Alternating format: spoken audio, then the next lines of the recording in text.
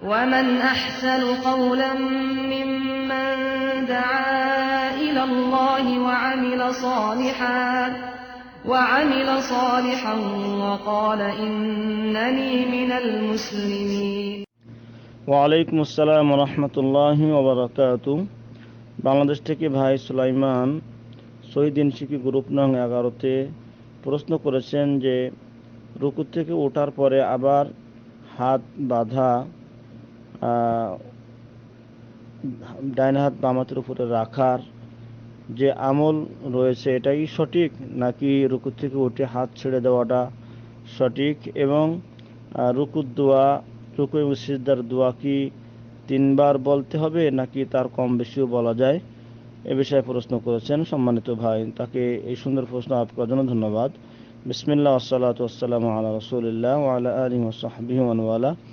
সম্মানিত সকল দিনী ভাই ও বোনেরা, যারা রাসূলুল্লাহ সাল্লাল্লাহু আলাইহি ওয়াসাল্লামের মতো করে তাদের সালাতকে পড়তে চান এবং আমরা সেটাই সকলেই কামনা করি এবং চেষ্টা করি, আল্লাহ রাব্বুল আলামিন আমাদের সকলকে সে রাসূলুল্লাহ সাল্লাল্লাহু আলাইহি ওয়াসাল্লামের মতো করেই সালাত আদায় করার আমাদেরকে আল্লাহ রাব্বুল আলামিন জ্ঞানে এবং আমলে তৌফিক দান করুন, আমিন। সম্মানিত সকল দিনী ভাই ও বোনেরা, এটা এমন একটি মাসআলা যে মাসআলাতে আমাদের সম্মানিত বড় বড় মুহাক্কিকিন, উলামাগণ, মুফতিগণ এ বিষয়ে তারা মতপার্থক্য করেছেন। যেহেতু বিষয়টা মতপার্থক্য করার মতো মাসআলা, এই কারণে এখানে ইজতিহাদ বা গবেষণা করার সুযোগ রয়েছে। এই কারণেই সেখানে উলামাগণ 2 ধরনের মত পেশ করেছেন। কেউ বলছেন বাঁধতে হবে, এটাই সুন্নাত, হাদিস থেকে এটাই প্রমাণ হয়, আর কেউ বলছেন ছেড়ে দিতে হবে, এটাই সুন্নাত, বরং বাঁধাটা বিদআত। যাই হোক, সম্মানিত সকল দিনী ভাই ও বোনেরা, বিষয়টি মতদ্বন্দ্বপূর্ণ হলেও কারোর মতে এটা সুন্নাত, কারোর মতে অপরটি সুন্নাত। তাই সর্ব অবস্থায় এ বিষয়টি নিয়ে খুব বেশি সমস্যার সৃষ্টি করা মুসলমানদের মধ্যে বা মুসাল্লিদের মাঝে বা নিজেদের মাঝে এ বিষয়টাকে নিয়ে বাড়াবাড়ি করা এটা মোটেও সমীচীন হবে না। যেহেতু ইমাম আহমদ বিন হাম্বল রাহিমাহুল্লাহ তিনি বলেছেন যে ফিহি আমরুন ওয়াসি', এই বিষয়টি প্রশস্তময়, ফলে এ বিষয় নিয়ে নিজা বা দ্বন্দ্ব করা কোনো মুসাল্লিদের জন্য বা নিজেদের মধ্যে এটা কারোর জন্য ঠিক হবে না, উচিত হবে না। বরং যেহেতু হাদিসে থেকে ইজতিহাদ করার সুযোগ রয়েছে, এজন্য যারা যেটা হাদিসের আলোকে যেটা বুঝে আসছে সেই অনুপাতে যদি সে আমল করে, তাকে অন্যদের সেটাকে ভুল প্রমাণ করানো এবং সেটা থেকে সরে আসার জন্য চাপ সৃষ্টি করা, এটা কারোর জন্য ঠিক হবে না। তবে সম্মানিত সকল দিনী ভাই ও বোনেরা, রাসূলুল্লাহ সাল্লাল্লাহু আলাইহি ওয়াসাল্লামের হাদিস থেকে যেটা বুঝে আসে এবং যেটা প্রকাশ্য যেটা অর্থ এবং বুঝ আসে, সেটা হচ্ছে রুকু থেকে উঠে হাত বাঁধাটাই সহি, এটাই আশা করা যায় রাসূলুল্লাহ সাল্লাল্লাহু আলাইহি ওয়াসাল্লামের হাদিস থেকে সুস্পষ্ট হয়।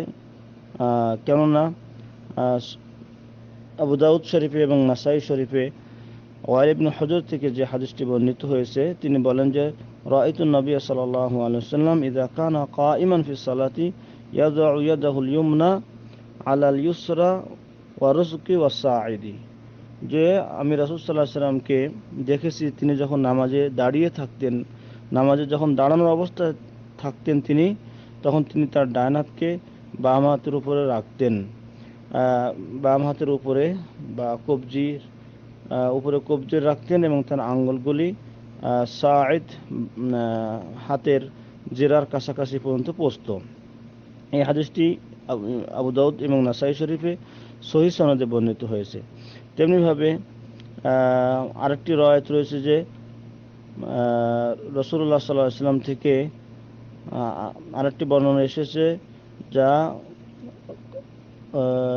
ওয়াইল ইবনে হাজার থেকে নয়, তবে ক্বালা কবসাতু ইবনু হালবিল আত্তাই আন আবিহি, তিনি তার বাপ থেকে বর্ণনা করেছেন যে নিশ্চয় রাসূলুল্লাহ সাল্লাল্লাহু আলাইহি ওয়াসাল্লাম কানা ইয়াযউ ইয়ামিনাহু আলা শিমালিহি নিশ্চয় রাসূল সাল্লাল্লাহু আলাইহি ওয়াসাল্লাম তার ডান হাতকে বাম হাতের উপর রাখতেন, আলা সাদরিহি, তার বুকের উপরে, হাল আল ওকুফি, যখন তিনি দাঁড়িয়ে থাকতেন, ফিস সালাতি, নামাজের মধ্যে। এই হাদিসটিকে বর্ণনা করেছেন ইবনু আবি শাইবা বি ইসনাদিন জাইয়িদিন, ইসনাদ জাইয়্যিদ সনদে তিনি এটা বর্ণনা করেছেন, যা অন্য হাদিসকে শক্তিশালী করে এই হাদিসটাও। এইভাবে বুখারীতে বর্ণিত হয়েছে সাহল ইবনে সাদ রাদিয়াল্লাহু আনহু থেকে মিন তারিকে আবি হাজেম, আবু হাজেমের বর্ণনা সূত্রে বা তার সনদে, যে কান আর-রাজুলু ইউমারু আন ইয়াদা ইয়াদাহুল ইউমনা আলা দিরাইল ইউসরা ফিস সালাতি, যে লোকেরা আদিষ্টিত হতো সে যেন নামাজে তার ডান হাতকে বাম জিরার উপরে রাখে নামাজের মধ্যে। এই হাদিস থেকেও প্রমাণ হয় যে যেহেতু নামাজের মধ্যে, তাই নামাজের মধ্যে যেটা হাত বাঁধার যেটা স্থান, সেটা হচ্ছে দাঁড়ানোর সময়। কেননা বাকি যে সময়গুলি, স্থানগুলি আছে, যেমন রুকুতে হাত কোথায় থাকবে সেটা হাদিসে প্রমাণিত হয়েছে, সেটা দুই হাঁটুতে থাকবে। সিজদার অবস্থায় হাত কোথায় থাকবে সেটাও প্রমাণিত হয়েছে। সিজদার থেকে উঠে যখন তাশাহুদে বসা হয়, তখনও যখন এক সিজদার মাঝখানে বসা হয়, দুই সিজদার মাঝখানে বসা হয়, অথবা তাশাহুদের জন্য বসা হয়, তখনও হাত কোথায় থাকবে সেটাও রাসূল সাল্লাল্লাহু আলাইহি ওয়াসাল্লামের কাছ থেকে প্রমাণিত হয়েছে যে তখন রানের উপরে থাকবে। অতএব নামাজে কখন কোথায় হাত থাকবে সেটা রাসূল সাল্লাল্লাহু আলাইহি ওয়াসাল্লাম থেকে সহিভাবে, স্পষ্টভাবে বর্ণিত হয়েছে। বাকি থাকে শুধু দাঁড়ানোর অবস্থায়। তাই দাঁড়ানোর অবস্থায় যেহেতু রাসূল সাল্লাল্লাহু আলাইহি ওয়াসাল্লাম থেকে এই হাদিসগুলি বর্ণিত হয়েছে যে নামাজের অবস্থায় তাদেরকে আদেশ করা হতো যে ডান হাতকে যেন বাম হাতের উপর রাখে। তাহলে দাঁড়ানোর যতটুকু অবস্থা আছে, সময় আছে, স্থান আছে, সে জায়গায় হাতকে বাঁধতে হবে, তাই সেটা রুকুর আগে হোক আর পরে হোক।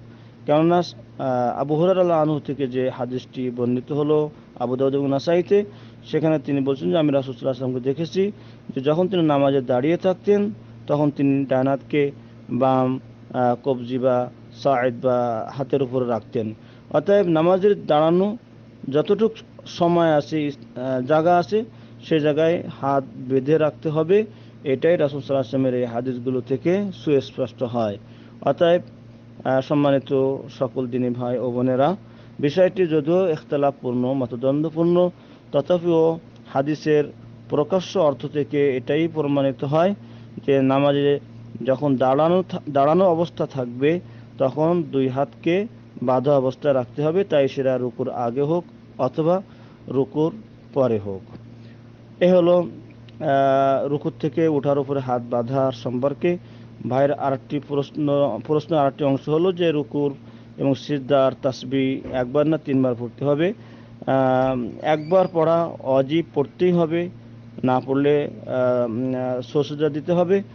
আর তিনবার অথবা তিনের অধিকবার পড়া, এটা হচ্ছে তিনবার পড়া হচ্ছে কম সংখ্যায় পরিপূর্ণতা, আর 3, 5, 7 বা 10 পর্যন্ত অথবা তার থেকে অধিক পড়াও রাসূল সাল্লাল্লাহু আলাইহি ওয়াসাল্লাম থেকে বর্ণিত রয়েছে। যে রাসূল সাল্লাল্লাহু আলাইহি ওয়াসাল্লাম বলছেন যে তোমরা যখন রুকুতে থাকো, ফাআযযিমু রাব্বাকুম ওয়া আনতুম ফির রুকুই, তোমাদের প্রতিপালকের মহত্ব ঘোষণা করবে যখন তোমরা রুকুতে থাকো, এবং যখন তোমরা সিজদা থাকো তখন ফাআকসিরু ফিদ দুআই, তোমরা বেশি করে দোয়া করবে। অতএব একবার বলা অবশ্যই কর্তব্য বা ওয়াজিব, এবং তিনবার অন্তত স্বল্প স্বরে পরিপূর্ণতা, আর তিনের অধিক যতবার পড়া সম্ভব হয় ততবার পড়া যাবে। তবে এক্ষেত্রে একাকী নামাজের সময় বেশি দীর্ঘ করা উত্তম। তবে জামাতে নামাজ পড়ানোর সময় ইমাম সাহেব মুসাল্লির দিকে লক্ষ্য করেই তখন সেটা অতি দীর্ঘ করা ঠিক হবে না, বরং মধ্যম পন্থা তিনবার বলাটাই উত্তম হবে। হাযা ওয়া সাল্লাল্লাহু আলা নবিয়িনা মুহাম্মদ ওয়া আলা আলিহি ওয়া সাহবিহি আজমাইন। আসসালামু আলাইকুম ওয়া রাহমাতুল্লাহি ওয়া বারাকাতুহু।